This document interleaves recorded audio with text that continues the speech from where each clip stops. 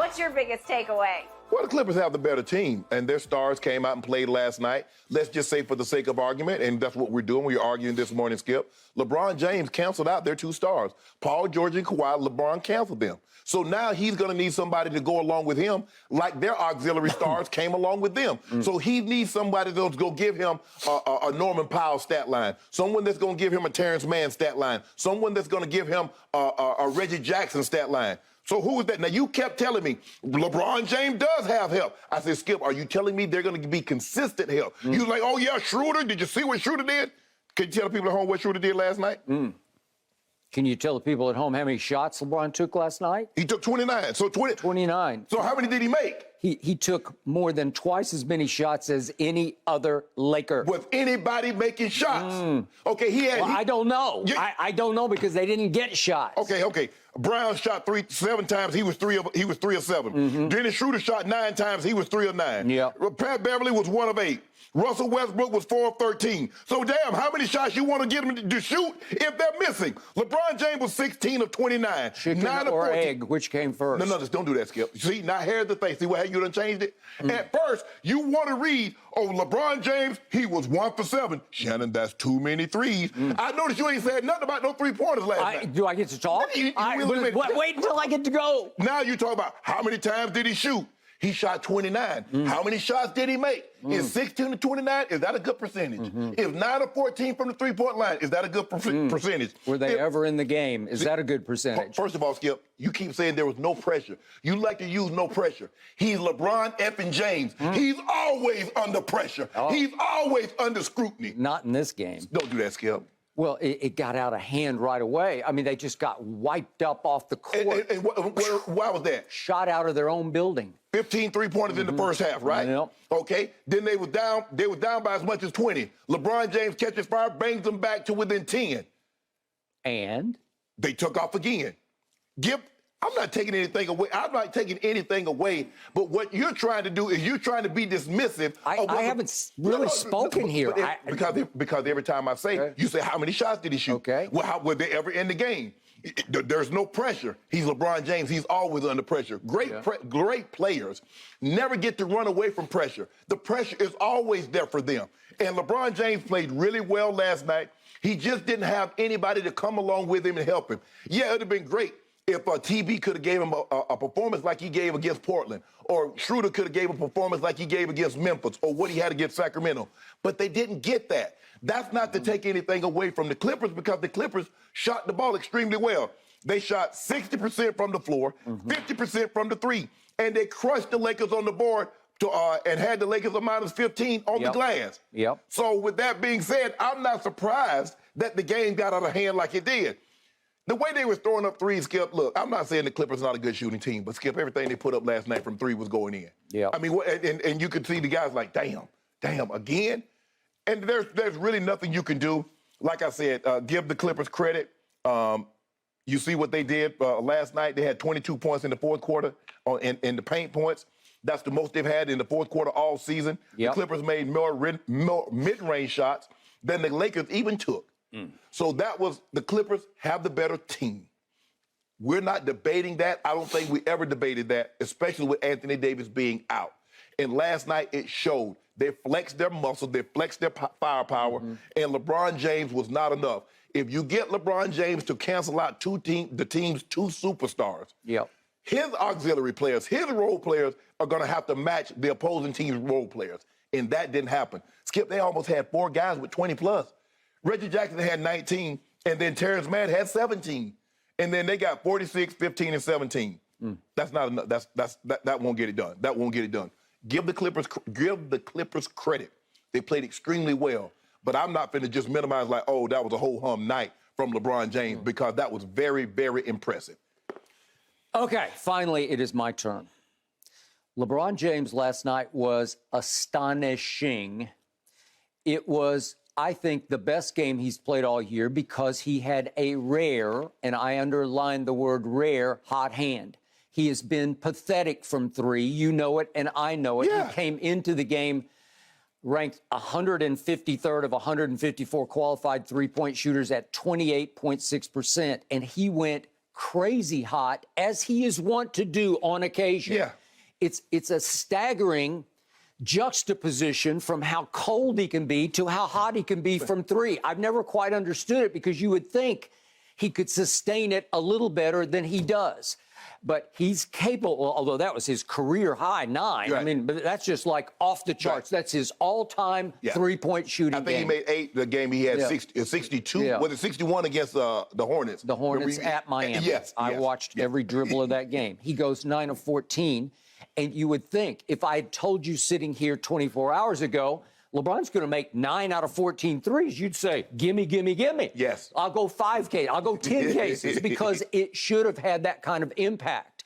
But it started a little late because they started hot. The Clippers did. They just took the game over and basically never looked back. Right. It did get interesting down the stretch. I'll get to that in just a moment. But allow me, before I launch into this, to go bigger picture. Very early this morning, I got up at 2 a.m. here, L.A. time. It was about 2:05, and my whole house shook. And at first, I thought Hazel had escaped, and I sleep in a bedroom on weeknights by myself because I don't want to wake Ernestine up. But I thought Hazel had escaped and was scratching at my door. And then I look around, I think, no, everything's shaking. Yeah. We're having an earthquake. Yeah, I started to get up and tweet, but I said the lights gonna wake me up. I said, no, I'm going back to bed. No, going back to bed, because we did not have any, thank God, aftershocks. Right, I'm knocking on wood here that I know of, but it wasn't like the one in 2019 where it really rattled. Okay, what happened that night? It was July the 8th or something. Yeah, like that, something right? like that. July the 8th. Yeah. Was that it? I forget what the date was, but it was July of 2019. It was a Friday night. And the earth shook twice for me, once literally and once figuratively, because I glanced down at the computer and I see a mock-up of Kawhi Leonard in a Clippers jersey. That's the same thing. And I'm saying, what? Yeah. Because I was convinced by all the insiders, everybody was reporting Kawhi was going to LeBron. Right. Would that not have changed life and history? Yeah. Because all of a sudden you would have had, you talk about a big three, you can't get a whole lot bigger than LeBron, AD, and Kawhi. Right. Yes. Well, would they just, they would have steamrolled. Yeah. I don't know. We would have been talking dynasty. Well, I don't know, Skip. Is Kawhi going to be? I don't know. I never know. I never know. Health. I got it. To your credit, to LeBron's credit, he did lead his team down to the bubble after they got almost 2 months off to get ready for the bubble at his advanced stage and age of his career. And he was ready. He was way readier than anybody else was in the bubble to get through it, to sort of sort through it. And my man, Jared Dudley, what was his classic quote about the Clippers? Them boys didn't want to be in that bubble because they were mutinying, wanting to go home, fracturing. And LeBron, to his credit, he led his team through the nights, and there were many, many long nights. And I kept thinking, we're on a collision course here, Lakers versus Clippers, and we weren't. Because Denver came back from 3-1 down to the Clippers and humiliated them and cost Doc Rivers his job, correct? Yep. And LeBron and company went on to beat the Heat in the finals. God bless them, and they won a bubblicious championship. I believe it deserves a small asterisk. You don't. But the point is, life changed on that earthquake night, and then we saw again last night that Ty Lue, as Clippers coach, is now 10-0 against the Lakers. Ty Lue, with whom LeBron won a championship coming back from 3-1 against Golden State, is 10-0? You're kidding me. And against LeBron, he is 7-0 as the Clippers coach. Yes. Okay, so here we go. LeBron had a night of nights, but the Clippers are so deep and so talented, it didn't have enough impact on the scoreboard. I have seen at this advanced stage of LeBron's career that even his salvos don't have quite as much impact, as you always tell me about Tom Brady, as they used to. Somehow it doesn't translate on the scoreboard the way it used to, because there had been days when in his 20s when he would have this kind of game, and then he'd pile up rebounds and assists, and somehow it impacted harder the game. What a thing, they couldn't get any stops. Yeah, he was hitting threes, but they were coming back and getting twos. And Skip, I knew last night is that when who was that? I think Paul George got caught up in the air, and he bounced the ball off the shoulder of Zubac, and it goes to Terrence Mann for a dunk. I know. What? You can argue it was their night. But where it's their night, they're a very good three-point shooting team because they've led the league a couple of times. And the Lakers are a terrible three-point shooting team. Well, what if I told you going in yesterday that the Lakers would shoot 40% from three? You'd say, we got this, right? Because 16 of 40 is nothing to sneeze at, most of that from LeBron, but 16 of 40? Unfortunately, the other team hit 19 of 38. Well, it's hard to beat that. Well, when you make 15 in the first half, Skip. Okay, it's just hard. And even the final score, it's +3 from three. Well, guess what? That's 3 times 3. That's 9 points just from that right there. And then look at the rebounds. Help me out here. You're minus 15. I'm seeing 47 to 32 in favor of the Clippers. It's hard to overcome that. Last night, the Lakers actually played, to me, overall, their best game of the year all around on offense, thanks to LeBron. But look at the turnovers. They only turned it over 6 times they've last done night. a great job of taking care of basketball. They've cleaned up their act. Yes. Because I'm looking here, and I'm like, wait a second. LeBron had 0 turnovers because his usage rate, I forgot to check it. I'll check it a little later. But it had to be like 60, 70% of the night. But he never turned it over. That'll work, right? And how about Russell Westbrook? He turned it over only 2 times. For him, that's shockingly great. They only had 6 turnovers as a team. Okay, 6 turnovers. That'll work. Because Russ usually has 6 turnovers in the second quarter, right? Or at least by himself. Okay, that's what I'm saying. Okay, so in the big picture, I picked the Clippers to win it all because of that kind of game last night. Right. But you keep asking me the question, are they going to be healthy? I don't know. Right. But when they are really good. Yeah. I think they're the best team in the West. You can argue Denver. Yoke had another good game last night, albeit against no Zion and no BI, as Jen will attest. But again, do I think the Clippers are better than Denver? I do, just because of the depth. Skip, we talked about this. I mean, think about what it took. It took a 48-8, 48-9 performance just to beat the Rockets. It's taking 47-10 and 9 to beat the Hawks. It's taking 43 whatever to beat the Hornets. I mean, just think if LeBron didn't go bonkers. This is a 40-point loss. If LeBron James doesn't do what he did, Skip, he had 28 in the second half, 13 in the third, 15 in the fourth. And they still lost by 18. Okay, but I will give him this. 11 games since he turned 38 years of age on December 30th. It's ridiculous. 11 games, he's 36 a game, 10 rebounds a game, 8 assists. I can't make that up. That's like Hollywood numbers, where only in Hollywood could you do that. But he's actually doing it on the basketball court, right? 38, 10, and 8. He's 53% from the floor. He's now cranked it up to 33%. You saw that. I told you. I told you just a matter of time. Okay, that's for the year. So I'm sorry. That's for the stretch. For the year, he's up to 30.7%. So he creeped back up.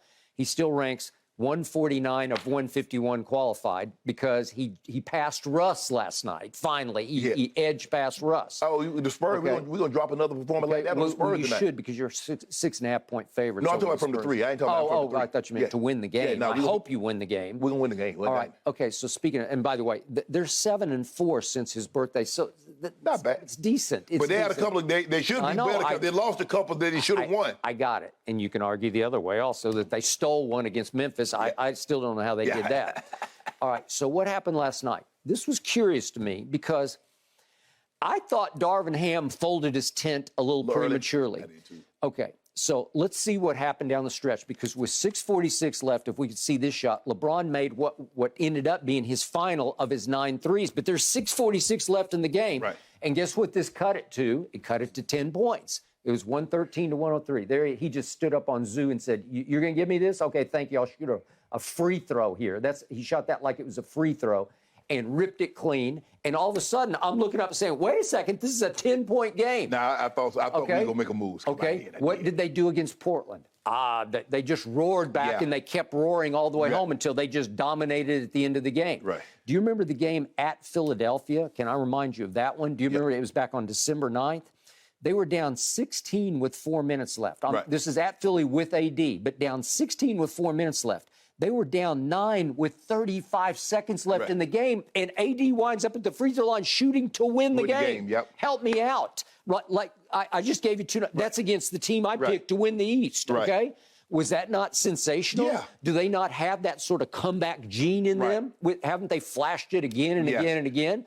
Okay, so now it's a 13-point game, and then what happens next? Paul George missed a three. They got the offensive rebound, and Reggie Jackson missed a three. And I'm thinking, uh-oh, they've gone cold. Here come the Lakers. And with 6 minutes left, LeBron drives it, and this could have been a foul. You could have called this if we could see it, but he can't get it to fall. This is to cut it to 8 right here with 6 minutes left. Cut it to 8. That's a foul. Okay, he gets banged and hammered, and I thought they would call it just on the momentum of the crowd. You could certainly call it. Remember, it's a Laker home game. Yeah. The Laker crowd is going purple and going crazy. They are raising the roof because it feels like the Clippers are in dire straits at this point. Okay, so then after that miss, now we've got the Kawhi steal. He had 2 steals down the stretch. This one's kind of ugly, but he gets a sort of a layup and one, if we could see this one from Schroeder, Okay, he steals it, and he steals it, and he steals it, and then he really stole it twice. Bounce it, Schroeder. Yeah, okay. And there it goes, okay? And then they foul him from behind, and he makes the free throw. And all of a sudden, that bumps it back up to 13 right there, okay? Then with 5:43 left, we got that play, 5:43 left, LeBron has a chance to cut it back to 10 again, and that's his final three-point attempt, and he left it short. Okay, I got to believe at that point he's running low on gas, right? Well, you know, Skip, he didn't play but 33 minutes. Okay. So, and I think the reason why D-Ham cut it short, Skip, he's like, we got a back-to-back. Okay. So Reggie Jackson, then he goes down and drains a rainbow three. Yeah. And then Kawhi steals another one and just dunks it. And now it goes back to 18. But with 5:07 left, it's still a lot of time for this team. Yeah. 5:07 left. I thought he cut it short, too. Darvin Ham said... At least 3. Darvin Ham said, I'm done. I give up. Right. They have a game tonight, back-to-back, and so I guess he's looking to, I want to make sure we can beat the Spurs. I need LeBron to play. He's been playing back-to-back. Well, AD is going to play. AD's coming. I know. This is supposed to be his return. That's reported. Yeah. I don't know if we can trust that, but I'm going to assume he will play. Trust it. Okay. On minutes restriction, right? Yeah. Okay. 6.5-point favorite over the Spurs, who have the second-worst record in the West. You should win this game, but again, man, I'm thinking with 5:07 left, even 18 for this team, I'm not writing them off. I'd have let him ride another 2 minutes. Yeah, I'd let him ride another 2 minutes. Let's see if we can get a couple of baskets, get a couple of defensive stops, see if we can cut it back down to 10 again. Yeah. Because I'll skip with the three-pointer. You're not because that's why you see these teams coming back. That's why the Lakers were able to come back from 25 down at the half. You see these teams, they be down 15, 17 points at the start of the fourth quarter and come back because of that three ball. Okay. You miss a couple of shots and they hit a couple of threes. All right, I got it. Speaking of Schroeder, he has become a closer for them, and I know he had a quiet night of 3 for 9, but this was Schroeder time to me. This is when all of a sudden, against Memphis, he just takes over the game. Right. What if he'd come down and made a couple of threes and stolen a couple of balls? Yeah, he didn't have the 3-ball going. Okay. Pat Bev definitely did. But I think the Skip, here's the thing. When you play those 3 guards, that's what then you're going to get out rebounded by 15. You got you got Pat Bev, you got Schroeder, and you got Troy Brown, who's a big guard, but he's really a guard. Yep. They're playing him at the small forward, playing LeBron at the power. Yep. But he's really a guard. So you're going to get crushed. And so now you got Pat Bev trying to do something with Kawhi. Come on. He just can't. He can't. He's just too small. Kawhi is a man's man. Right. On the basketball court, he plays strong. He's not as strong as LeBron playing bully ball. No. But he can bounce you off for those little 8-foot jumpers. Right. And Pat Bev's got no chance. And then you got, and who are you going to push? I mean, Paul George got it going last night. I mean, he's silky smooth. That shot starts to fall in. He hit a tough one as the shot clock was running down on Schroeder, Skip. He did.